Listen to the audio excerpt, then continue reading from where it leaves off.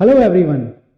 Last 2 years में जो CUT का एग्ज़ाम हुआ है और इस साल जो होने वाला है उसमें कुछ चेंजेस हुए हैं। ऐसे कौन कौन से मेजर चेंजेस हैं उसके बारे में आज हम डिस्कशन करने वाले हैं और ये मान के चलिए इनका आपको बेनिफिट ही मिलने वाला है। पिछले 2 सालों में जो सीयूटी का एग्ज़ाम हुआ था उसमें काफ़ी कुछ इश्यूज आए थे, कुछ टेक्निकल इश्यूज थे। उन सभी को मद्देनज़र रखते हुए इस साल जो सीयूटी का एग्ज़ाम होने वाला है, मान के चलिए काफ़ी कुछ लेवल तक वो प्रॉब्लम सॉल्व हो जाएंगी और इस साल जो एग्ज़ाम देने वाले स्टूडेंट्स हैं काफ़ी कुछ उनको बेनिफिट मिलने वाला है। तो आगे डिस्कशन को बढ़ाते हुए चलते हैं हम कौन कौन से मेजर जो चेंजेस हैं वो इस साल एग्ज़ाम में होने वाले हैं। सबसे पहला जो चेंज आपको देखने को मिलेगा, इस साल ऐसा बोला गया है कि एग्ज़ाम जो है वो हाइब्रिड मोड में होने वाला है। हाइब्रिड मोड का मतलब ये है जो एग्ज़ाम होगा आपका, कुछ पेपर्स आपके ऑफलाइन में रखे जाएंगे और कुछ पेपर ऑनलाइन में रखे जाएंगे। अभी ऐसा एक प्रपोजल दिया गया है, अभी इस चीज़ की श्योरिटी नहीं हुई है। ऐसा क्यों किया गया है? ऐसा इसलिए किया गया है ताकि जो ऐसे रूरल एरियाज में जो स्टूडेंट रहते हैं उनको टेक्निकल इश्यूज फेस करने पड़ते हैं। फॉर एग्जाम्पल कोई ऐसे रूरल एरियाज में स्टूडेंट हैं जहाँ कंप्यूटर लैब अवेलेबल नहीं है, तो उनके लिए उनको एग्जाम देने के लिए किसी दूसरी सिटी में आना होता है, तो वो ट्रैवलिंग की प्रॉब्लम सॉल्व हो जाएगी। अगर पेपर ऑफलाइन मोड में होता है तो उस केस में क्या होगा कि बहुत सारे स्कूल्स, बहुत सारे कॉलेज को टेस्ट सेंटर बनाया जा सकता है क्योंकि कंप्यूटर लैब की रिक्वायरमेंट नहीं होती है। तो उस केस में नंबर ऑफ टेस्ट सेंटर बढ़ जाएंगे, बहुत सारे स्टूडेंट्स को एक सिटी से दूसरी सिटी में आपके ट्रैवल नहीं करना पड़ेगा पेपर देने के लिए। दूसरा, ये माना गया है कि ऑफलाइन एग्जाम कराना बहुत ईजी होता है क्योंकि बहुत सारे ऐसे स्टूडेंट्स भी हो सकते हैं जिन्होंने कभी कंप्यूटर पर एग्जाम ना दिया हो, तो पेपर पेन मोड में जब एग्जाम देते हैं यानी ऑफलाइन मोड में जब एग्जाम देते हैं तो उसमें वो टेक्निकल इश्यूज का आपको डिफिकल्टी फेस नहीं होती है और आपके लिए एग्जाम जो है एकदम फ्रेंडली वे में हो जाता है। तो हाइब्रिड मोड में एग्जाम कंडक्ट कराया जाएगा। लेकिन अभी तक के नोटिफिकेशन के अकॉर्डिंग जो मुझे एक प्रॉब्लम समझ में आ रही है उसका अभी तक सॉल्यूशन नहीं बताया गया है। वो ये प्रॉब्लम है कि सीयूटी का जो एग्जाम होता है उसमें आपको डोमेन सब्जेक्ट्स में फॉर एग्जांपल 40 क्वेश्चन करने होते हैं 50 में से। मैं कहता हूं आपको 40 क्वेश्चन करने हैं 50 में से। तो कंप्यूटर बेस्ड जो एग्जाम होता है उसमें कराना काफी इजी रहता है क्योंकि जैसे ही आप 40 क्वेश्चन अटेम्प्ट कर लेते हैं तो नेक्स्ट क्वेश्चन वो लेता ही नहीं है, मतलब उसमें एक टेक्निकल इशू शो कर देता है कि अगर आप इससे ज्यादा क्वेश्चन करेंगे तो वो एक्सेप्ट नहीं होगा। तो कंप्यूटर बेस्ड में कराना ईजी रहता है। लेकिन यही चीज अगर आप ऑफलाइन मोड में कराएंगे तो कैसे पॉसिबल होगी, क्योंकि स्टूडेंट तो 40 से ज्यादा क्वेश्चन भी सॉल्व कर सकता है, वो एमआर शीट में ज्यादा क्वेश्चन भी फिल कर सकता है। तो उस केस में क्या सॉल्यूशन लिया जाएगा? क्या जो 40 करेक्ट ऑप्शन है वो लिए जाएंगे या पहले 40 लिए जाएंगे? ये सब अभी तक क्लियर नहीं हुआ है। तो जैसे कोई नोटिफिकेशन आता है क्योंकि सबसे पहले तो क्या होगा, सीयूटी के नंबर ऑफ रजिस्ट्रेशन देखे जाएंगे। तो ऐसा बताया गया है कि 1.5 लाख से ज्यादा, 1.5 लाख से ज्यादा अगर रजिस्ट्रेशन किसी एग्जाम के लिए होते हैं तो वो एग्जाम जो है वो आपका ऑफलाइन मोड में कराया जाएगा, ओएमआर बेसिस पे कराया जाएगा। तो अभी तक के हिसाब से 2 एग्जाम तो श्योर हैं। जैसे कि आप इंग्लिश का एग्जाम देखें, जो लैंग्वेज का एग्जाम है, लगभग 8 लाख लोग एग्जाम दिए थे लास्ट ईयर इसमें, और आपका जनरल टेस्ट का जो पेपर है उसमें लगभग 6.5 लाख लोगों ने एग्जाम दिया था। तो 8 लाख के अराउंड इसमें एग्जाम दिया था और जीटी में 6.5 लाख के अराउंड एग्जाम दिया था। तो ये अगर डेटा है तो इसका मतलब ये 2 एग्जाम तो होने ही वाले हैं। बाकी पीसीएम का जो एग्जाम है वो भी ऑफलाइन हो सकता है क्योंकि उसमें भी कैंडिडेट 1.5 लाख से ज्यादा है। इसके अलावा अकाउंट्स का जो एग्जाम है वो भी हो सकता है। तो मान के चलिए कि लगभग 8 to 10 सब्जेक्ट्स ऐसे हो सकते हैं जिनका एग्जाम ऑफलाइन मोड में होने वाला है। तो उस केस में अगर एग्जाम होता है तो नंबर ऑफ क्वेश्चन की तो लिमिट है, आप 40 ही क्वेश्चन कर सकते हैं डोमेन की अगर बात करें तो, और 50 आप क्वेश्चन गिवन है। तो उस केस में आप ज्यादा अगर क्वेश्चन अटेम्प्ट करते हैं तो वो प्रॉब्लम कैसे सॉल्व होगी उसका अभी तक कोई निवारण नहीं दिया गया है। So we have to wait and watch till further notification comes, और उसके बाद ही हम डिसाइड कर पाएंगे कि आगे क्या प्रोसीड होगा इसके में और इसमें हमें क्या सॉल्यूशन करने को मिलेगा। तो पहला चेंज जो हमने देखा है अब तक वो मोड ऑफ द टेस्ट है। पिछले 2 सालों में जो एग्जाम हुआ है सिर्फ कंप्यूटर बेसिस पे ही हुआ है, वो ओएमआर बेस्ड नहीं हुआ है, ऑफलाइन मोड में नहीं हुआ है। इस साल ये है, ये क्लियर है कि आपका एग्जाम हाइब्रिड मोड में ही होगा, यानी कुछ पेपर तो डेफिनेटली ऑफलाइन मोड में होने ही वाले हैं। क्या सारे ही पेपर ऑफलाइन मोड में किए जा सकते हैं? ये भी पॉसिबिलिटी हो सकती है, लेकिन अगर ये फिजिबल अभी तक बताया गया, अभी तक कोई श्योरिटी इन पे नहीं दी गई है। अगर आप इसका ब्रोशर देखेंगे, प्रोस्पेक्टस देखेंगे सीयूटी 2024 का, तो उसमें ऑफलाइन मोड और ऑनलाइन मोड दोनों ही इंटरफेस कैसे होंगे वो आपको बताया गया है। खैर अभी उस पर नहीं जाएंगे, अभी हम सिर्फ चेंजेस की बात करने वाले हैं और फ्यूचर वीडियोस में आपको सब बताया जाएगा कि इसका रजिस्ट्रेशन में आपको क्या ध्यान रखना है, यूनिवर्सिटी क्या सेलेक्ट करनी है, और बाकी चीज़ों पे फोकस किया जाएगा। चलिए, तो पहला चेंज हमने देख लिया, it will mean hybrid mode. दूसरा, चॉइस ऑफ टेस्ट पेपर्स की अगर हम बात करते हैं तो पहले 2 सालों में यानी 2022 में जब हुआ था तब मैक्सिमम आप 9 सब्जेक्ट ले सकते थे, लेकिन 2023 में जब हुआ तो मैक्सिमम 10 सब्जेक्ट ले सकते थे। लेकिन इस साल आप मैक्सिमम 6 टेस्ट पेपर ले सकते हैं, इंक्लूडिंग इंग्लिश यानी लैंग्वेज टेस्ट और आपका जनरल टेस्ट, इनको मिला के कॉम्बिनेशन, 2 कॉम्बिनेशन बन सकते हैं, 4 और 5। ये जो एज इट इज कॉपी किया गया है जो प्रोस्पेक्टस में गिवन है सीयूईटी 2024 के, 4 और 5 domain subjects including general test and 1 और 2 लैंग्वेजेस। यानी अगर आप 2 लैंग्वेज लेते हैं तो आप 4 डोमेन ले सकते हैं, और अगर 1 लैंग्वेज लेते हैं तो उस केस में आप 4 डोमेन और जनरल टेस्ट भी ले सकते हैं। ये कॉम्बिनेशन बताया गया है। Candidates may choose a maximum of 6 subjects including languages, Indian and foreign and general test. यानी जनरल टेस्ट और लैंग्वेजेस को मिला के भी आप मैक्सिमम 6 सब्जेक्ट्स ही ले सकते हैं। अगर आप एक इंडियन लैंग्वेज लेते हैं, मतलब एक इंडियन लैंग्वेज, एक फॉरेन लैंग्वेज और जीटी लेते हैं, तो उस केस में आप 3 डोमेन चूज कर सकते हैं। तो 4 और 5 डोमेन सब्जेक्ट्स इंक्लूडिंग, ठीक है ना। तो ये एक चेंज होने वाला है कि सीयूटी 2022 में आपके पास 9 सब्जेक्ट्स थे, सीयूटी 2023 पे आपके पास 10 सब्जेक्ट्स थे, सीयूटी 2024 में मैक्सिमम 6 सब्जेक्ट्स ही आप रख सकते हैं। तो एक बहुत बड़ा चेंज देखने को मिल रहा है यहाँ पे। नेक्स्ट चेंज जो सीयूईटी प्रोस्पेक्टर में मेंशन किया है उन्होंने, सीयूईटी के ब्रोशर में मेंशन किया गया है, वो ये है कि स्टूडेंट को सलाह दी गई है। हालांकि पिछले 2 सालों में ऐसा कुछ मेंशन नहीं था, लेकिन इस साल ये क्लियर उन्होंने ब्रोशर में मेंशन किया हुआ है कि it is advisable for the candidates to select at least 1 language and the general test. The reason being most of the universities will have this combination. मतलब सपोज अगर मैं किसी यूनिवर्सिटी की बात करूं, फॉर एग्जांपल मैं डीयू की बात करता हूं आपसे, तो डीयू के कॉलेजेस में जो है, डीयू यूनिवर्सिटी में मैक्सिमम कोर्सेज जो एडमिशन होगा वो आपका 1 लैंग्वेज और 3 डोमेन से हो जाएगा। भाई आपने 1 लैंग्वेज ले ली और 3 डोमेन ले लिए, इससे आपका एडमिशन हो जाएगा।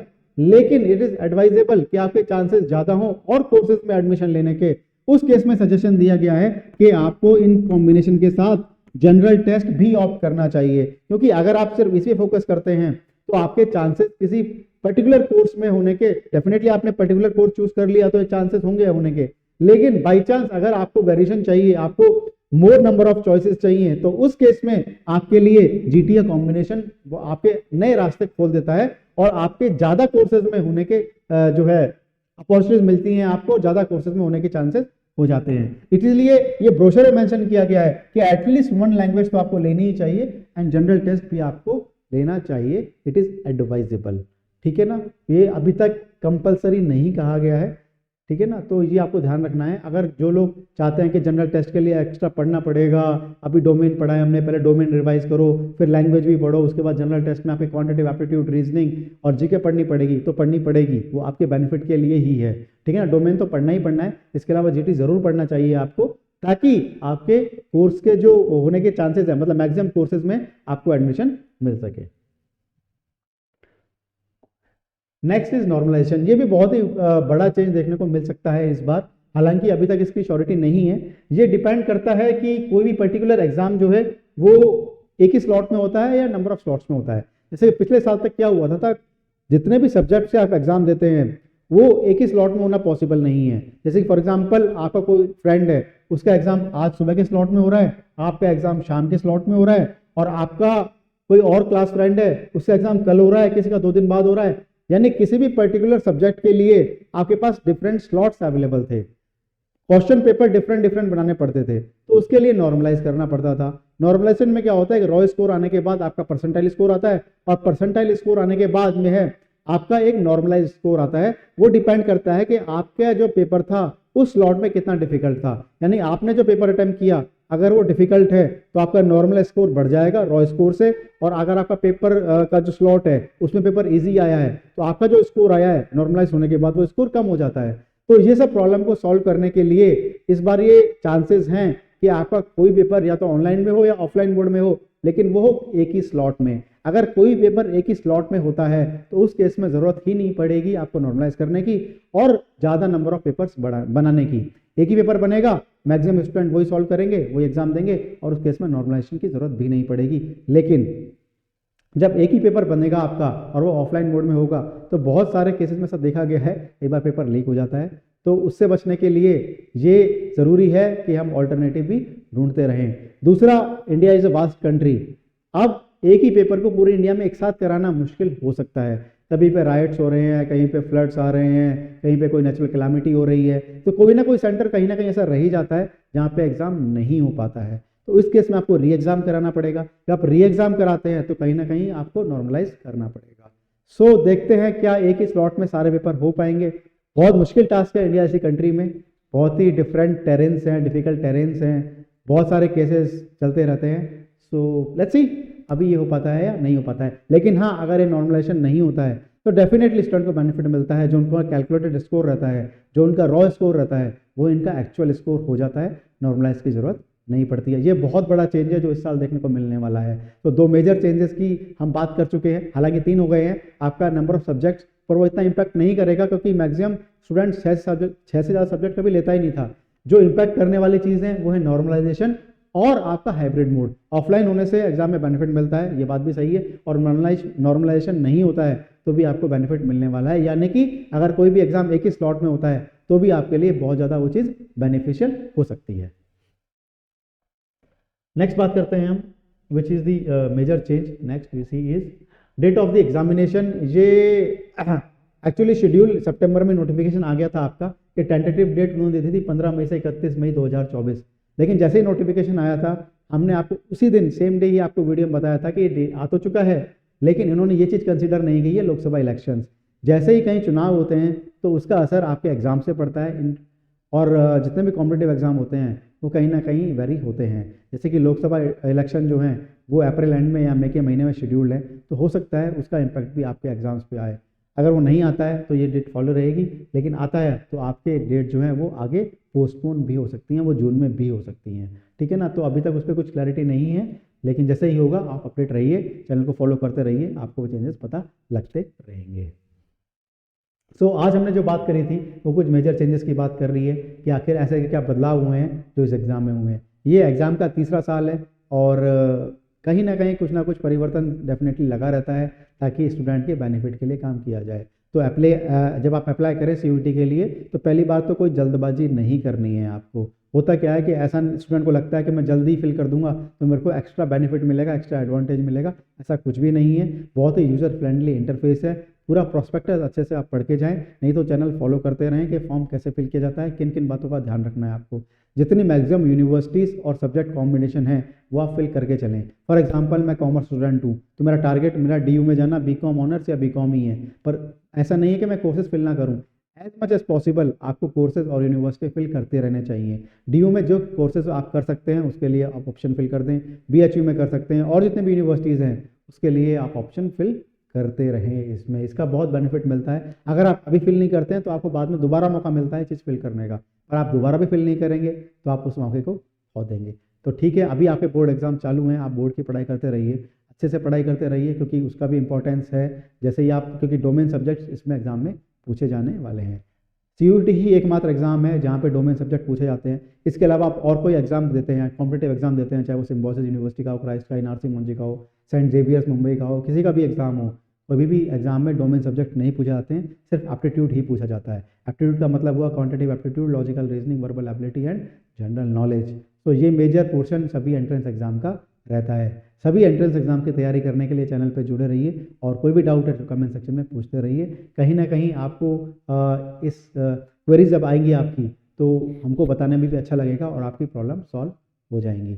लास्ट ईयर के स्कोर के हिसाब से जज नहीं करिएगा कि इस साल उतना स्कोर हमको कंपटीशन के लिए चाहिए। फॉर एग्जांपल कि इतने स्कोर पे उसको वो कॉलेज मिल गया था, तो वो डेडलाइन सेट मत करिए कि उस कॉलेज के लिए हमको उतना स्कोर ही चाहिए। अपना बेस्ट दीजिए, क्योंकि हर साल कंपटीशन वेरी होगा। बोर्ड एग्जाम और कंपटीशन एग्जाम में बहुत बड़ा डिफरेंस होता है।